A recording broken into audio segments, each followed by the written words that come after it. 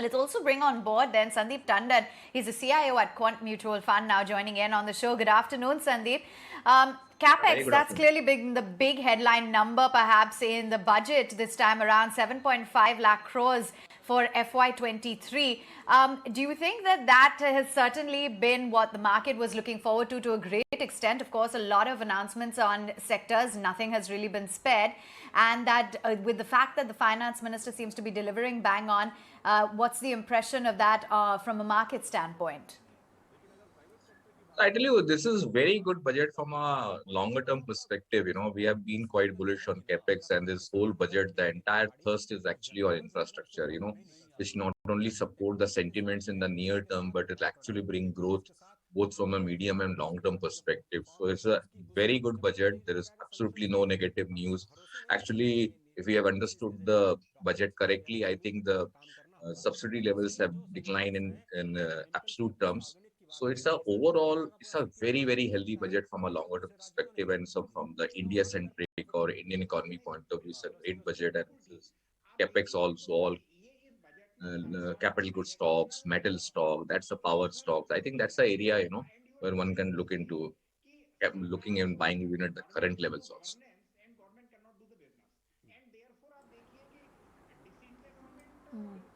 You know, we've spoken a lot about infrastructure, capex, consumption. So I'm going to avoid that for the time being, Sandeep, and getting your view on, the big buzzword that we've been talking about in the past year and the beginning of this, and that's EV.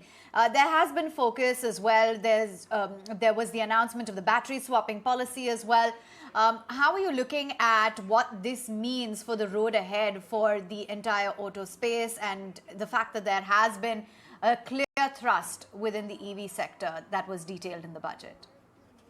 So I think, see, this theme has been playing out for quite some time. The challenge with this theme is that there is no absolute clarity, in terms of from the company perspective, their strategy, how to go about, and things are changing with a very different pace, and valuations are quite stretched. Okay, so it looks very exciting and nice to talk about, but we don't find any value. Okay, if I have a value investor, I want to participate in these names. Okay, they're very, very expensive. So we look for opportunity if some clarity comes from the strategy point from these companies, or even the valuation correct, which is not the case currently. So we'll remain very skeptical. Rather, we'll play EV through a different route. Like let's looking at the kind of the non-ferrous space. That's a space. Whether you're talking about copper, aluminum, which are the direct beneficiary not only from the capex point of view, but from the EV perspective. Both the copper and the aluminum consumption is significantly large. So I will play EV through these routes, which are not very expensive. Global theme is supporting us rather than chasing some of the expensive names, which is already quoting at the huge multiple. So we are unable to digest those names.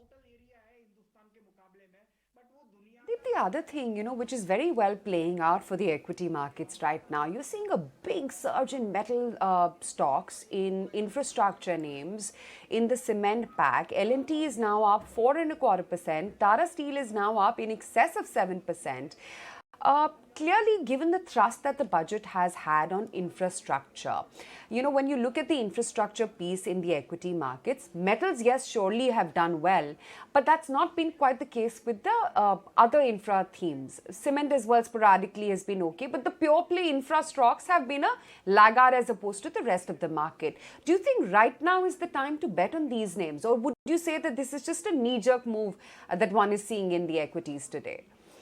Obviously, the reaction is quite broad-based right now. But if you really look at the capital good basket, the quality names are very, very limited. People have burned their fingers quite badly. If you recollect the 2007-8 bull run, which peaked out in 2008, and so since then people are very cautious, and the quality of the balance sheets quality is very limited. Names you can talk about, if you exclude the MNC names in this space, which are also anyway very expensive. Okay, so we think instead of looking at a very broad-based basket, our approach has been a very stock-specific thing, and there are many good quality names, large cap names which are available. And I have been talking about from last nearly 3 or 4 months now. Because globally something has changed. The perception analytics for growth stocks has peaked out in the month of September itself, and this is all about value theme which is playing out, and all these capital good stocks or metal stocks, and even some of the domestic infra names well qualify in these value thesis. So I think this is the thesis which will play out. As I think, if you ask me, where growth perception has peaked out from a longer term or multi-decade perspective, value theme is just beginning, and this is a trend which will catch fire maybe in next few years time, and Indian centric stocks or Indian capital capex cycle related stocks should do extremely well. Absolutely. The other thing I wanted to understand, Sandeep, and given that you track this space as well very closely, what happens to the banks which lend to the infrastructure sector per se? I mean, are we likely to now perhaps position and have a larger exposure to any of the PSU banks, for instance? So PSU banks also qualify for the value thesis, which I have been talking about. But only thing we have to keep in mind, within the banking space, we like only the large banks, okay, not the smaller one. And we have seen in last many years, because of the cleansing which is going on, some of the PSU banks have corrected a lot. Okay, I will not go by because they have corrected 70%, 80% sort of thing. But in terms of quality, so you just bank on top 3, 4 names in the PSU basket, nothing beyond that. And that will provide you extraordinary alpha as compared to private sector banks. So we remain very constructive on the PSU banks, but provided they are larger names. Okay, we are not going down, to significantly low quality banks because this banks looks good. That does not mean we need to participate. Our focus is not more than 4 or 5 PSU banks on higher side. Got the hint. We read in between the lines, Sandeep. Good to speak Yeah, with you as always. Thank you so much yeah. for taking the time out.